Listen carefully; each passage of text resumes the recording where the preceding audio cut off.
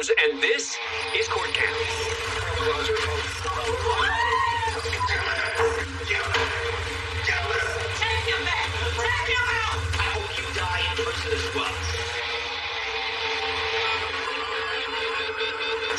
Exactly did he end up here? Clark's accused of starting the devastating Holy Fire in Cleveland National Forest in Orange and Riverside counties. The fire forced over 20,000 people in neighboring communities to evacuate and took over a month to contain. For his alleged actions, Clark's facing a litany of charges, including aggravated arson, arson of inhabited property, and arson of a forest. Clark lived in one of the 14 cabins located in the area of the fire, and his is the only one still standing. In addition, Clark reportedly had conflicts with his neighbors for years and even sent a text warning a volunteer fire chief that, quote, "the place will burn." Birthday, 29. Is that your birthday, Mr. Clark? 29. Making matters even more bizarre, today's hearing was scheduled a day earlier, but Clark refused to leave his cell to attend. All right, he's declining. Pardon? Yay. Yay? Okay, thank you, sir. Perhaps foreseeing the disruptive behavior, his attorney, Nicole Parnas, even requested he not be present, but that was denied by a court commissioner. And now the judge is struggling to lay out the formal charges with Clark present.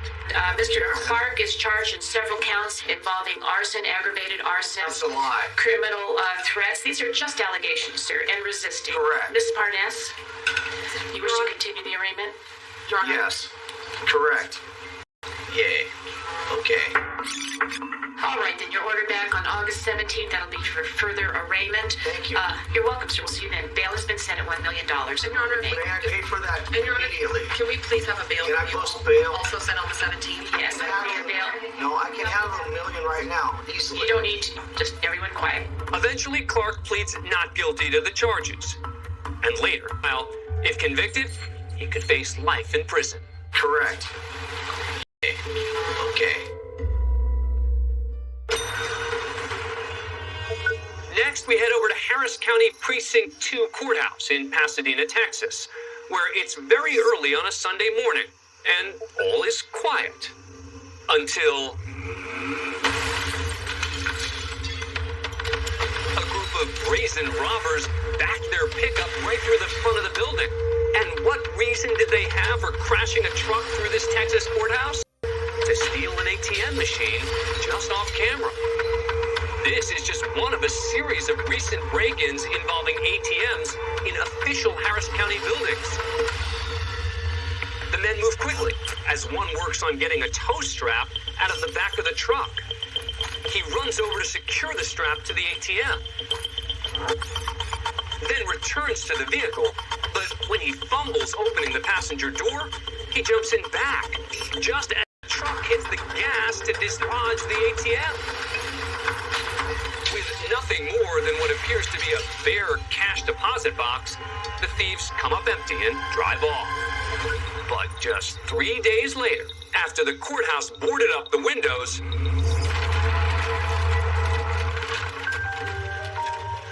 they're back to try to finish the job.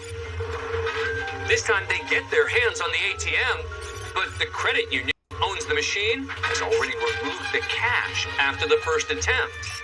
The men realize this and leave empty-handed once again. A month later, after stealing an ATM from the Harris County Tax Office building, the group's spotted by police and finally busted.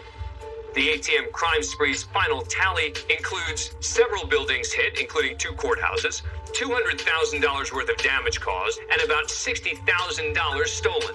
Angel Lopez, Thomas Ortega, and Toby Perkins are arrested and charged with theft, while 2 other couples are busted for acting as their lookouts.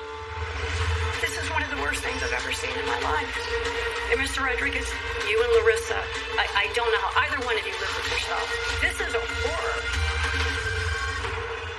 These crimes are horrific. It's clear that you did everything you could, you and Larissa, to hide evidence to protect yourselves. Next, we go inside Cuyahoga County Police Court in Cleveland, Ohio. Judge Nancy Margaret Russo is about to impose a sentence on Larissa Rodriguez and her boyfriend Christopher Rodriguez for something unthinkable: the death of her 5-year-old son, Jordan. One night, Christopher brought the boy, who had developmental needs, and put him to bed. The next day, the child was dead. But instead of calling 911, the couple covered the child in blankets and bags full of mothballs and buried him in their own backyard. Nearly 2 months later, after a tip from Christopher Rodriguez's brother, police arrive at the home. The side door on it is open. I'm not sure if anyone's inside. 7222. Are the kids here? You mind if we step in? We got a call, want us to check on the well-being of the 4 to 5-year-old. Okay. What can we do? Do you have a child with special needs? Oh, Jordan? Yes, I do. How old is Jordan? Jordan, he is just turned 5. Where's Jordan at? He's with his dad. What was the call mainly about? Just checking the welfare. She tells police Jordan's in Texas with his father, but she can't provide a phone number to reach them. So Jordan has family members in Texas? Yes. All right. Do you know any numbers or how to get in touch with anybody who actually lives in Texas? I mean, right now, his phone just got disconnected. He just had his phone disconnected. He's going to be calling me with... She's just lied to police. The following day, police return and confirm the tip from Christopher Rodriguez's brother, who said the boy's buried in the backyard. Larissa Rodriguez and her boyfriend are charged. The couple enter into a plea deal. Murder charges are dropped in exchange for pleading guilty to involuntary manslaughter, felonious assault, 2 counts of child endangerment, and abuse of a corpse. Judge Russo sentences Larissa Rodriguez first. The court imposes sentence as follows. Counts 1, 2, and 3 to be served consecutive to each other and concurrent to the sentence imposed in count 5 for a total sentence of 25 years. But before sentencing Christopher Rodriguez, Judge Russo is compelled to make a statement. And I look at these photographs, and it's very hard. Mr. Rodriguez, this is a horror.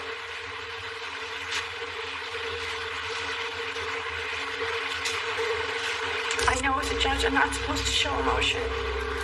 And in 22 years, I never have. This is one of the worst things I've ever seen in my life. Whatever this child's life was supposed to be, you make sure it didn't happen. You and Larissa. I didn't even hear you say you were sorry. I will not accept the recommendation for Mr. Rodriguez. Sentence of 20 to 25 years. But for Judge Russo, the punishment doesn't fit the crime. These crimes are horrific. You had every opportunity at so many points to make a difference, to get help, to call the police, to ask for help, to try to take him to the hospital. I have to imagine that at some point you got on the internet and said, how do I bury a body? Because this is unbelievable to me.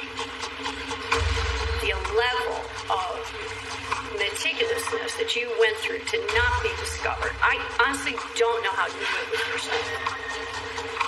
I don't know how either one of you live with yourself. And with that, Judge Russo sentenced Christopher Rodriguez. Your sentence is follows. Total sentence of 28 years. It's the maximum sentence available. Judge Russo goes 3 years beyond the recommended maximum the attorneys had agreed upon. Rodriguez appealed the ruling, but it was upheld. He and Larissa Rodriguez are currently serving their terms in separate locations in the Ohio prison system.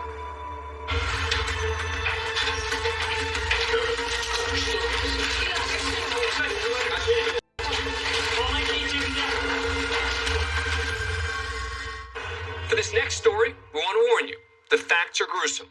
But as you will see, daring escapes aren't only attempted in the American legal system.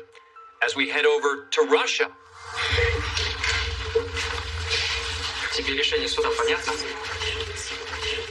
This is 18-year-old Leonid Grazer, who's on trial in Moscow, Russia, for the murder of his sister, Aradia Korol.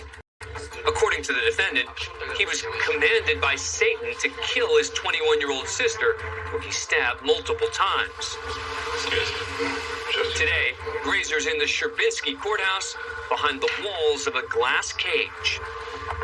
This practice is rarely seen today outside of Russia to prevent dangerous criminals from attacking or possibly even escaping, which is exactly what Grazer's planning to do.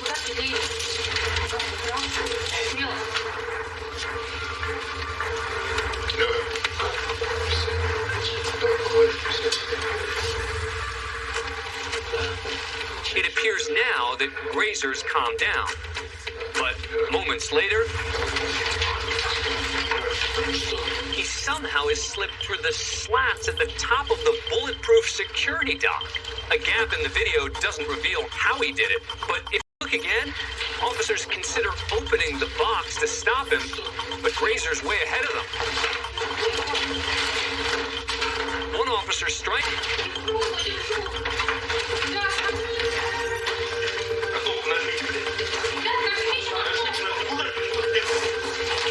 The female officer runs over and presses a large button on the wall, calling for backup. Grazer's pants are coming off during the escape. The officer has a firm grip on Grazer's leg and is not about to let go. Then another officer arrives. At this point, these Russian officers are not playing around. As the taser comes out, he makes sure Grazer knows what's about to happen.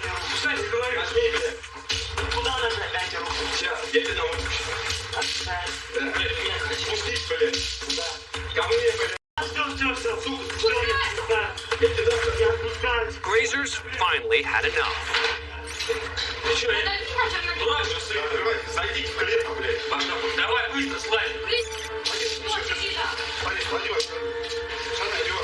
After putting his pants back on, Grazer will go on to make a full confession for the murder and said he had no regrets about what he did. We take you inside the Jackson County Courthouse and the sentencing of 31-year-old Camilla Gamet. She was convicted of first-degree murder in the brutal killing of her boyfriend, Marcel Hill. According to the evidence presented at trial, Gamet used a frying pan, a floor lamp, and a large knife, which she used to stab Hill 12 times. Gamet claimed self-defense, saying she believed Hill was an intruder.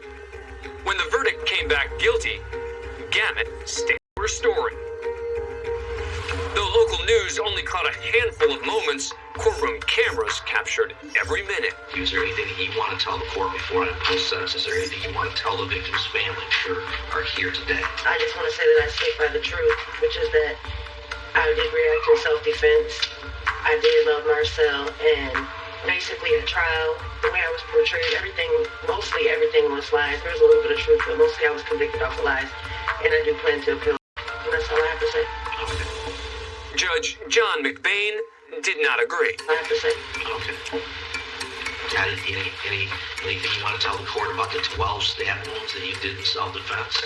The alleged 12 stab wounds? Well, I don't think the pathologist lied about those. No, I don't have anything further to say. You gutted him like a fish in that apartment too. You were relentless. You stabbed, you stabbed, you stabbed, you stabbed, you stabbed until he was dead.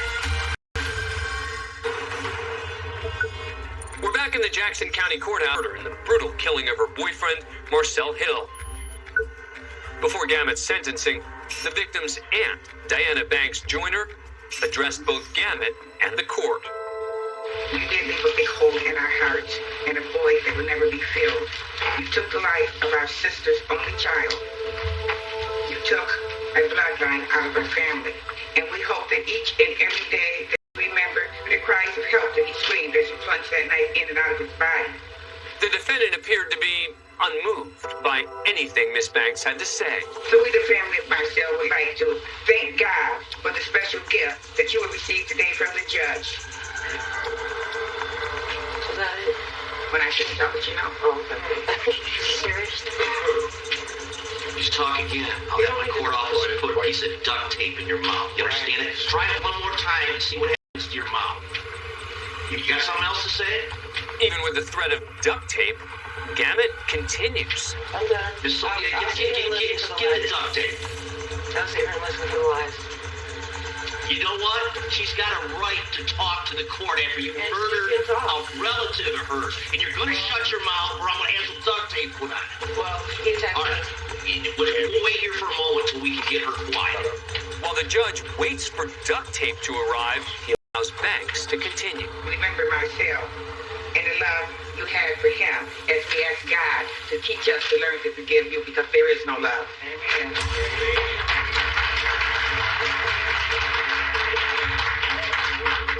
And then the prosecutor rips into Gamut. You know, quite frankly, I had no idea how she just did that with the composure that she did. I thank God also that jury made the only right decision, and that is that today we have no choice but to send her where she will also die. But before it was all over, it was Judge McBain who had the last word. This is one of the worst cold-blooded murders I've seen in a long time. You end up ultimately hit him in the head so hard with a pan that you actually cave in the front of his skull, and then you stabbed him no less than 12 times. You gutted him like a fish in that apartment, too. You were relentless. You stabbed, you stabbed, you stabbed, you stabbed, you stabbed until he was dead. I agree with the family. I hope you die in prison as well. You know, if this was a death penalty state, you'd be getting the chair. Judge McBain sentenced Gamut to life in prison without the chance of parole. Joining me now is Judge John McBain. Thank you for coming on the show. Really appreciate it. Have you ever been this angry at a defendant in your courtroom before? At that moment, especially when she attacked the aunt of the victim who was crying and was trying to make her plea on behalf of the family. For the special gift that you will receive today from the judge. Is that it? When I shouldn't tell you, know. Oh, okay. Serious? So it's seeing the way that she treated the victim's family that really set you off. Oh, there's no question. I could have just sat back and let her further insult the family and further insult the victim. But based on some of that behavior and how brutally she murdered, I was kind of direct with her. So I hope you die in prison. I hope you die in prison as well. At one point, you threatened to duct tape her mouth. Have you ever actually ordered a defendant's mouth duct taped? Well, it's interesting. I've threatened it a number of times, but I've never actually had to use it. Just talk again. I'll have my court officer put duct tape in your mouth. You understand it? Try it one more time and see what happens to your mouth. I actually had judges from all across the country that sent me various complimentary rolls. Of duct tape? Of duct tape. So if you could do it again, you'd do it exactly the way you did. I think her sentence is appropriate and it fits the crime. And, and I'm not apologizing that I did it in an assertive, aggressive, tone that was appropriate to the situation. Judge McBain, thank you very much for coming on the program. It was a pleasure doing it, okay? Appreciate it. I'm Dan Abrams. Thanks for watching.